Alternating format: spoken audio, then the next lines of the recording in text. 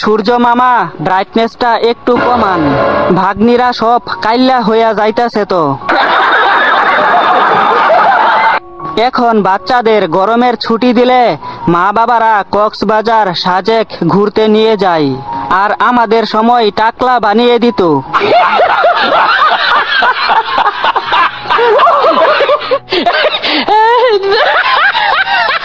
যে গরম পড়ছে, কখন জানি ফ্যান নিচে নাইমা বলে, নে আমারে বাতাস কর।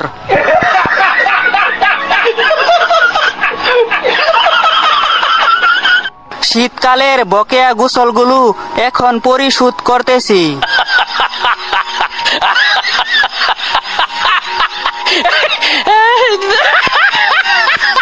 আজকাল কারেন্টের যেই অবস্থা, ভাবতাছি যৌতুক হিসেবে জেনারেটর চাইবো।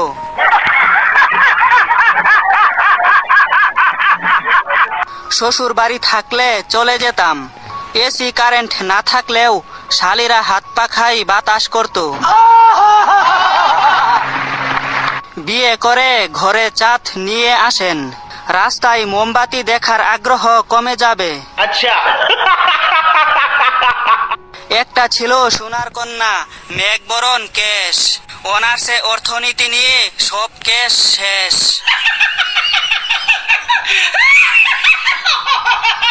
মায়ের সাথে মার্কেটে গেছিলাম, দোকানদার মাকেও আপা কয়, আবার আমাকেও আপা কয়, কেমনটা লাগে।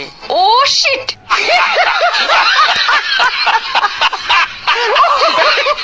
যেদিন কিছু করতে গিয়ে ঝুপ ঝাড় পাবি না, সেদিন বুঝবি গাছের কদর। আচ্ছা।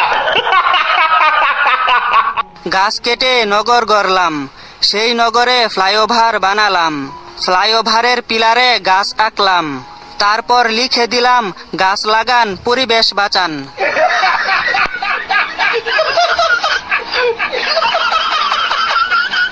মানুষ এত গরমে বিয়ে করার মোটিভেশনটা পাচ্ছে কোথায়? গরমে কেউ গায়ে হাত দিলে মাথা গরম হয়ে যায়। এই গরমে যাদের ঘামাচি হয়নি, তারাই হলো কিউট ত্বকের অধিকারী।